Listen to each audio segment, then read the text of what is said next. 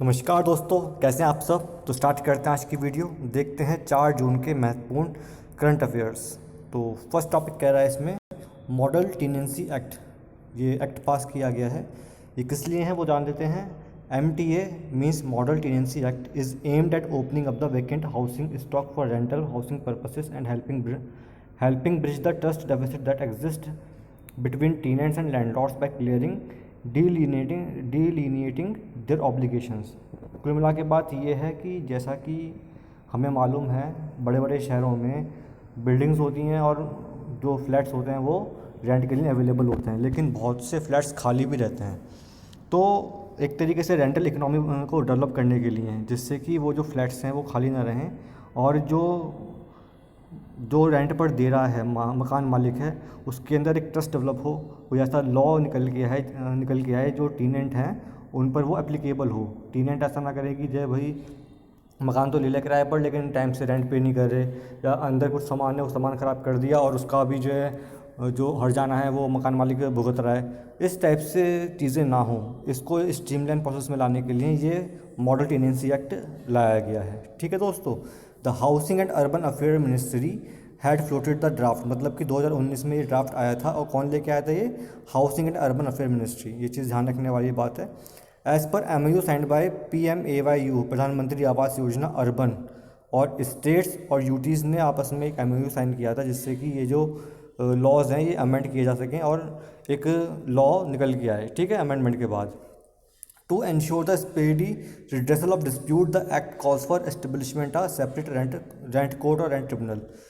इसी एक्ट में ये भी प्रावधान किया गया है कि भाई अगर कोई डिस्प्यूट होता है बिटवीन टीनेंट और जो पे दे रहा है मकान, तो उसके बीच में अगर कोई डिस्प्यूट होता है तो उसके लिए जो है अलग से एक ट्रिब्यूनल बनेगा जिसका नाम है रेंट ट्रिब्यूनल। और उसके भी जो अपील्स हैं वो कहाँ सुनी जाएंगी? रेंट कोर्ट में सुनी जाएंगी। बात समझ में आ रही है? तो property owners find it challenging to evict tenants if they misuse the property. मैंने बताया आपको कि भाई ये एक्ट क्यों आया है क्योंकि ये कभी कभी होता क्या था, जो टेनेंट्स थे, जो किराएदार थे, वो मिसयूज़ करते थे प्रॉपर्टी का, और जो प्रॉपर्टी ओनर है वो बहुत डिफ़िकल्टी फेस करता था उनके अगेंस्ट में। तो जिससे कि उनको एक एक हथियार मिल जाए जो प्रॉपर्टी ओनर्स हैं एज ए टेनेंट्स के खिलाफ, इसलिए ये एक्ट आया है। To steer clear of such complications, such property owners often choose to keep their homes vacant instead of renting them out। इसी प्रॉब्लम की वजह से क्या होता था कि बहुत सारे जो प्रॉपर्टी ओनर्स हैं वो अपना मकान जो है रेंट पर नहीं देते थे। ठीक है, तो ये सब चीज़ें इसके बारे में आपको समझ में आ गया होगा कि मोटा मोटा किस वजह से ये एक्ट आया है। ठीक, चलिए नेक्स्ट देखते हैं article. The NDA government had moved an amendment in finance bill 2021। ठीक है, उन्होंने एक अमेंडमेंट लाया है फाइनेंस बिल के अंदर। NDA गवर्नमेंट ने 2% का जो है डिजिटल टैक्स इम्पोज किया है। किस पर? नॉन रेजिडेंस ई-कॉमर्स ऑपरेटर पर। जैसे जो इंडिया में तो काम कर रहे हैं लेकिन जो उनका ओरिजिन है वो इंडियन नहीं है। तो ऐसे जो ई-कॉमर्स कंपनीज़ हैं उनके लिए जो है 2% का डिजिटल टैक्स लगाया जाएगा। ठीक है दोस्तों। तो the new levy has expanded the ambit of the equalisation levy for non resident e-commerce operator involve in the supply of services including the online sale of goods and provision of services. For example Amazon जो है वो हमारे देश की तो है नहीं, लेकिन सर्विसेज यहाँ प्रोवाइड करती है। तो उस चीज़ को ध्यान में रखते हुए ये टैक्स लगाया गया है। ठीक है, जिससे कि जो यहाँ पर वो रेवेन्यू अर्न कर रहे हैं तो भाई उनकी रिस्पॉन्सिबिलिटी बनती है कि जो है उस रेवेन्यू में से जो प्रॉफिट वो कमा रहे हैं उसमें से कुछ पार्ट वो गवर्नमेंट को भी दें, जिससे कि देश के विकास में वो काम आए। एस्टीमेट के अकॉर्डिंग अगर देखें तो जो ये 2% का टैक्स लगाएंगे, इसकी वजह से इंडिया को अराउंड $55 मिलियन का रेवेन्यू आने वाला है। ठीक, ये एस्टीमेट किया है USTR ने। यूएस की जो टैक्स रेवेन्यू सर्विसेज है उसने ये बताया है कि इस टैक्स के बाद जो है $55 मिलियन का जो है रेवेन्यू इंडिया के पास आएगा। चलिए आगे बढ़ते हैं। नासा है selected 2 mission to the planet Venus, जो कि अर्थ का सबसे नियरेस्ट नेबर है। वीनस के लिए 2 मिशन लॉन्च किए हैं, एक तो है द विंसी प्लस और एक वेरिटास। ठीक है, दोनों ही इंपॉर्टेंट हैं। द विंसी प्लस के बारे में बात करते हैं। इसका जो ये शॉर्ट फॉर्म है किसका? Deep atmosphere Venus investigation of noble gases chemistry and imaging. ठीक है, ध्यान रखना, deep atmosphere Venus investigation of noble gases chemistry and imaging. और ये फर्स्ट US लेड मिशन है जो कि वीनस के एटमॉस्फेयर के बारे में जानकारी देगा। 1978 में ये लॉन्च हुआ था दा विंसी के नाम से। अब प्लस मतलब कि कुछ उसमें और इम्प्रूवमेंट किए हैं और दोबारा इसको लॉन्च किया जा रहा है। It will try to understand Venus composition to see how the planet formed and evolve. जो दा विंसी प्लस है ये इस चीज़ के बारे में बताएगा कि आखिर वीनस का के एटमॉस्फेयर में जो कंपोजिशन है वो किस तरीके का है, वीनस जो प्लैनेट है वो किस चीज़ से मिलकर बना है। जैसे आपको मालूम है अर्थ का जो है भाई जो क्रस्ट है उसमें नियाल सियाल और नाइफ वगैरह सीमा वगैरह ये सब लेयर्स मिलती हैं। तो सिमिलरली वीनस में कौन से मिनरल्स हैं, कौन से मेटल्स हैं, वो सब चीज़ें जानने के लिए ये मिशन लॉन्च किया जा रहा है। सेकंड मिशन है वेरिटास। वेरिटास का जो है ये वेरिटास की जो फुल फॉर्म है that is Venus emissivity radio science InSAR topography and spectroscopy. ये फुल फॉर्म है वेरिटास की। ये क्या करेगा, it will map the planet surface to determine its geological history and understand the reason why it developed so differently from earth. इसका main काम ये होगा कि देखिए डिफरेंट डिफरेंट जगहों के मैप लेना, पिक्चर्स लेना और जानना कि आखिर इसकी जियोलॉजिकल हिस्ट्री कैसी है, पहाड़ कहाँ पर हैं, नदियाँ हैं नहीं हैं, ठीक है, कहाँ पर क्रेटर्स बने हुए हैं, जिससे कि मालूम चले आखिर ये अर्थ से किस तरीके से डिफरेंट है। चलिए देखते हैं अगला article. OneWeb is a global communication company that aims to deliver broadband satellite internet around the world through its fleet of LEO satellite। Actually ये आर्टिकल क्यों आया, अभी OneWeb ने 36 सैटेलाइट्स लॉन्च किए हैं लो अर्थ ऑर्बिट में, और जो है ये चाह रहा है बनाना एक कॉन्स्टेलेशन लो अर्थ ऑर्बिट के अंदर जिससे कि पूरे वर्ल्ड में ये इंटरनेट सर्विस प्रोवाइड कर सके with the help of broadband satellite. आ रही बात समझ में। तो OneWeb satellites are built at a OneWeb and Airbus joint venture facility in Florida. Florida में OneWeb और एयरबस ने आपस में मिलकर एक कंपनी बनाई है और वो कंपनी क्या करती है कि लो अर्थ ऑर्बिट में सैटेलाइट्स को लॉन्च करती है, ठीक है। The launch roll out of satellite is facilitated by French company Ariana space using Russian made Soyuz rocket. तो जब लॉन्च रोल आउट था उस टाइम पर जो है फ्रेंच कंपनी ने उसको फैसिलिटेट किया था, ठीक है, using Russian made Soyuz rocket के थ्रू सैटेलाइट्स को भेजा गया था ऑर्बिट के अंदर, ठीक है। कंपनी ने ये अनाउंस किया है कि वो इंडियन मार्केट में 2022 तक आ जाएगी। लो अर्थ ऑर्बिट के बारे में जान लेते हैं क्या होता है भैया। ये low earth orbit satellites have been orbiting the planet since 1990s providing companies and individuals with various communication services. Low earth orbit में जो सैटेलाइट्स घूमती हैं वो मेनली किस लिए काम आती हैं, to provide the communication services on the planet earth, ठीक है। ये जो पोजीशन होती है कहाँ पर होती है इनकी पोजीशन, ये अर्थ से अराउंड 500 किलोमीटर टू 2000 किलोमीटर के बीच में ये घूमती रहती हैं, ठीक है। वहीं जो जियो स्टेशनरी सैटेलाइट्स होती हैं वो कहाँ पर होती हैं, they are 36,000 kilometre away from the earth surface. Low earth orbit जो होती हैं वो होती हैं लो अर्थ ऑर्बिट जो होती हैं वो 500 किलोमीटर से 2000 किलोमीटर के बीच में प्लेस की जाती है। लेकिन जो जियो स्टेशनरी सैटेलाइट्स होती हैं ना वो कितना दूर होती हैं अर्थ सरफेस से, 36,000 किलोमीटर अवे, ठीक है दोस्तों। चलिए देखते हैं अगला article. China's experimental advance super conducting tokamak, बहुत इंपॉर्टेंट आर्टिकल है ये, लास्ट ईयर भी टोकामक के बारे में चर्चा थी। ये एक तरीके का आर्टिफिशियल सन बनाया है चाइना ने, ठीक है, which mimics the energy generation process of the सन।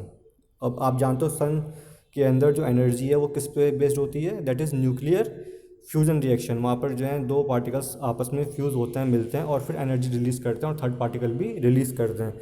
उसी को ध्यान में रखते हुए ये जो है टोकामक नाम का जो है ये डिवाइस बनाई गई है, चाइना ने बनाई है इसको। इसका ईस्ट का मतलब कीजिए कि experimental advanced super conducting tokamak, तो उसका शॉर्ट फॉर्म ईस्ट हो गया, experimental advanced super conducting tokamak. ये एक advanced nuclear fusion experimental research device है। इसका पर्पस है कि जो है to replicate the process of nuclear fusion which is the same reaction that power the sun. मतलब कि अगर जो सन से पावर मिल रही है, सिमिलरली चाइना भी अपने लिए एक सन बना रहा है जिससे कि उसको पावर मिलती रहे हमेशा और वो डिफरेंट टाइप की रिसर्च परफॉर्म करता रहे। तो EAST tokamak device is design to replicate the nuclear fusion process carried out by sun and stars. तो वही सेम बात है, रिपीट हो रही है। चलिए आगे बढ़ते हैं। The third edition of the SDG India index and dashboard 2021 was release by NITI Aayog. NITI Aayog ने अभी जो है SDG इंडिया इंडेक्स रिलीज़ किया है, ये थर्ड एडिशन है इसका। इससे पहले दो रिलीज़ कर चुका है। इंडेक्स का काम क्या है ये, to measure the progress at the national and sub national level in the countries journey toward meeting the global goals and target. जैसा कि आप जानते हो जो SDG गोल्स हैं, सस्टेनेबल डेवलपमेंट गोल्स हैं, ये ग्लोबल गोल्स हैं जो कि 2030 तक जो है हर कंट्री को अचीव करने हैं, तो उसी की तरफ जो नीति आयोग भी चाहता है कि हमारी कंट्री भी ये गोल्स अचीव कर ले। तो क्या प्रोग्रेस है हर स्टेट का, उसके अकॉर्डिंग जो है ये इंडेक्स लॉन्च किया जाता है। The construction of the index and the ensuing methodology embodies the central objective of measuring the performance of the states and UT on the SDG and ranking them. तो जो index बनता है वो उसका main objective यही है कि जो स्टेट्स हैं और जो यूटी हैं उनके परफॉर्मेंस को मेज़र किया जाए कि आखिर वो SDG गोल्स जो हैं उनको अचीव करने की तरफ कितने प्रतिबद्ध हैं और कितना उन्होंने इम्प्रूवमेंट किया है। It aims at supporting the states and UT in identifying areas which require more attention. अब इंडेक्स रिलीज़ होगा, डिफरेंट इंडिकेटर्स होंगे, तो किस इंडिकेटर में कौन सा स्टेट लैग कर रहा है तो उसी में उसको हेल्प दी जाएगी, असिस्टेंस दी जाएगी, ठीक है, जिससे कि वो उस इंडिकेटर में आगे अच्छा परफॉर्म करे। ठीक है दोस्तों, चलिए देखते हैं अगला article. India has decided to vote in support of Maldives foreign minister Abdulla Saeed in the election of president of the UNGA के प्रेसिडेंट का इलेक्शन होने वाला है, और मालदीव्स के जो फॉरेन मिनिस्टर हैं अब्दुल्ला सईद, इनका नाम सामने आया है और इंडिया ने डिसाइड किया है कि वो इनके सपोर्ट में वोट करेंगे। दिस टाइम जो है यूएनजीए का हेड चुना जाना है और वो एशिया पैसिफिक ग्रुपिंग से चुना जाएगा। एशिया पैसिफिक ग्रुपिंग के बारे में जान लेते हैं। इसमें 53 मेंबर स्टेट्स आते हैं और ये सेकंड लार्जेस्ट रीजनल ग्रुप है after the African group. Africa group के बाद जो है सबसे बड़ा ग्रुप जो है ये एशिया पैसिफिक ग्रुप ही आता है। इस territory is compose of much of the continents of Asia and Oceania. ठीक है, एशिया और ओशिनिया को मिलकर ये एशिया पैसिफिक ग्रुप बना है। ओशिनिया में कौन कौन से आएंगे, जो भी भाई जो आइलैंड है ना फिलीपींस के बाद जो, और पैसिफिक ओशन के बीच में जो डिफरेंट आइलैंड्स होते हैं उन सब, वो भी आइलैंड कंट्रीज जो हैं वो भी इसमें आएंगी, और एशिया की जो कंट्रीज़ हैं वो भी इसके अंदर आ जाएंगी। चलिए देखते हैं अगला article. Tulsa race massacre of May June 1921 के बारे में देख लेते हैं। आखिर ये क्यों चर्चा में आया है, क्योंकि जॉन बाइडेन ने इसके बारे में विचार किया है कि हाँ भाई ये मैसेकर हुआ था अमेरिका में, और इसके बारे में चर्चा हुई है, इसलिए ये आर्टिकल पढ़ रहे हैं हम। It is the one of the worst incident of violent racial hate in the US modern history. मतलब कि US की हिस्ट्री में जो है एक रेशियल वायलेंस हुआ था, उसका ये एग्जाम्पल है। It involve widespread killing in Tulsa Oklahoma targeting relatively well to do African Americans. Mainly कौन टारगेट किए गए थे इसमें, जो अफ्रीकन अमेरिकन्स थे उनको टारगेट किया गया था बाय वाइट पीपल्स। ठीक है, white mobs. Tulsa was specially known for being an unofficial century city for African American suffering the consequence of harsh segregation और Jim Crow laws in pre civil rights America. आप जानते हो कि America में जो है बहुत सारी लेबर जो है भेजी गई थी by British colonial powers from Africa to America. जब अमेरिका को उन्होंने बसाया था कोलंबस ने, उसके बाद जो वहाँ पर जो है डिफरेंट एक्टिविटीज़ शुरू करी थी, प्लांटेशन की वगैरह वगैरह की, माइनिंग वगैरह की। तो जो है वहाँ पे लेबर चाहिए थी। लेबर कहाँ से आई थी, वो आई थी अफ्रीका से। तो भाई वो एज अ लेबर रह गए थे, लेकिन वहाँ जाके बस गए थे। लेकिन वहाँ के जो रेस है वो है वाइट, और ये जो गए थे ये ब्लैक रेस थे। तो वहाँ पर बहुत ज़्यादा रेसिज्म था अमेरिका में, वो जो आज भी है। तो उसी का ही एग्जाम्पल है ये तुलसा रेस मैसेकर। तुलसा रेस जो है वो अफ्रीकन अमेरिकन रेस है, ठीक है, और वहाँ पर जो है ये मारा गया था उनको बाय वाइट मॉब्स। चलिए देखते हैं अगला article. Recently China relax it's 2 child policy and announce it will now allow 3 children पर मैरिड कपल। चाइना ने अपना जो 2 चाइल्ड की पॉलिसी 2016 में जो यूज़ में लाए थे वो उसको रिलैक्स कर दिया है। अब एक कपल जो है 3 बच्चे पैदा कर सकता है। अब ऐसा हुआ क्यों है भाई, इसके बारे में एक हिस्ट्री है वो जान लेते हैं। पहले जान लेते हैं। It also announce that it would increase the retirement age by a few months every year. For the past 4 decades the retirement age in China has been 60 for man and 45 for women. Retirement age भी वो कह रहा है कि जो है कि वो इंक्रीज़ कर देगा कुछ साल में। अभी जो हमारा रिटायरमेंट एज है वो 60 है, किसके लिए, मैन के लिए, 55 वुमेन के लिए। इसको बढ़ाने की बात चल रही है। अब आखिर ये जो चाइना ने चाइल्ड पॉलिसी लेके आया है उसकी हिस्ट्री क्या है वो जान लेते हैं। कि 1980 में चाइना जो है 1 चाइल्ड पॉलिसी लेके आया था। क्यों, क्योंकि चाइना में 1980s तक जो है पॉपुलेशन एक्सप्लोजन हो चुका था। मतलब it is the largest populated country in the world. तो इसको देखते हुए जो है चाइना ने जो है वहाँ पर 1 चाइल्ड पॉलिसी इंप्लीमेंट करी, और अराउंड मतलब जो है 26 ईयर्स तक इन्होंने जो है यही पॉलिसी अपनाई, जिस वजह से वहाँ का जो पॉपुलेशन है वो कंट्रोल में आई थी। फिर 2016 में जब देखा चाइना ने भाई जो मतलब इस समय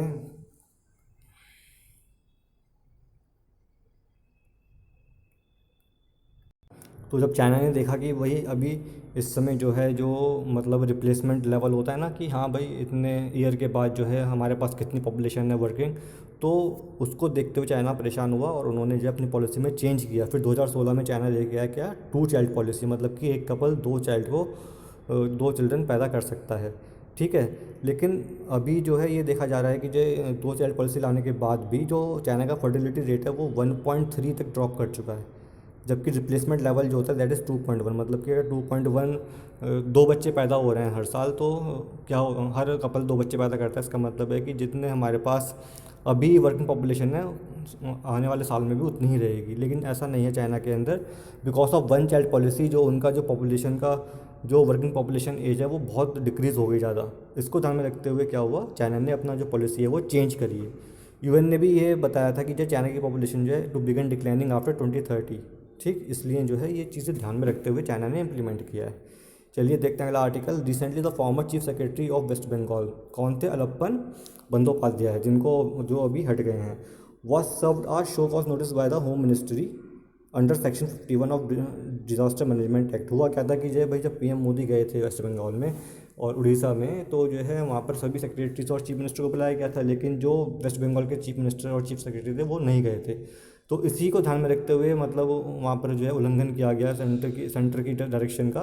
तो उन्होंने जो डीएम एक्ट है 2005 का उसका सेक्शन 51 इन्वोक किया है और उसके तहत जो है शो कॉज नोटिस इशू किया गया है किसको, चीफ सेक्रेटरी को। अब जान लेते हैं कि ये सेक्शन 51 है क्या, जिसके वजह से ये सारा आर्टिकल क्रिएट हुआ है।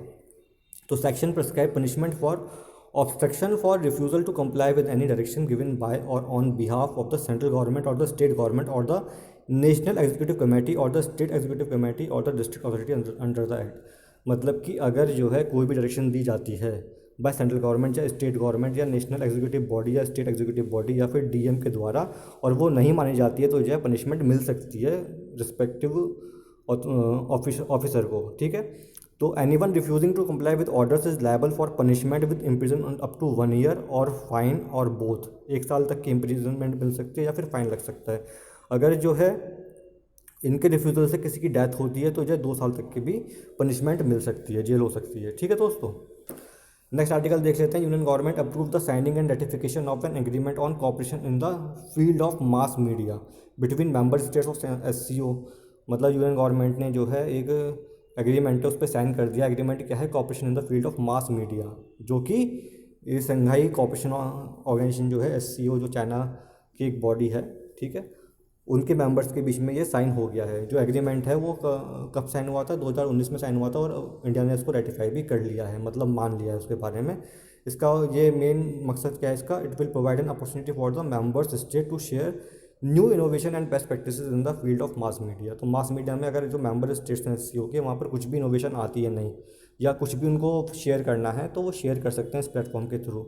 एससीओ के बारे में जान लेते हैं। ये एक permanent intergovernmental international organisation है जिसमें यूरेशियन कंट्रीज़ आती हैं, मतलब कुछ यूरोप की कंट्रीज़ हैं और कुछ ईस्ट यूरोप की मेनली कंट्रीज़ हैं और कुछ एशिया की कंट्रीज़ हैं, जैसे Russia, China, Kazakhstan, Pakistan, India, ये सब कंट्रीज़ इसके अंदर आती हैं। ये political, economic and military organisation है जिसका मेन काम क्या है, to maintain peace, security and stability in the region. ये 2001 में बनी थी और एससीओ का जो चार्टर है वो कब साइन हुआ, 2002 में साइन हुआ था और ये फोर्स में कब आया, 2003 में फोर्स में आया था। तो एससीओ जो 2001 में क्रिएट हुई थी, लेकिन जो काम हुआ वो 2003 के बाद से काम शुरू हुआ है इसके अंदर। ठीक है दोस्तों, ये आर्टिकल थे आज के। अगर अच्छे लगे video please like this video, share this video, subscribe. Thank you, have very nice day.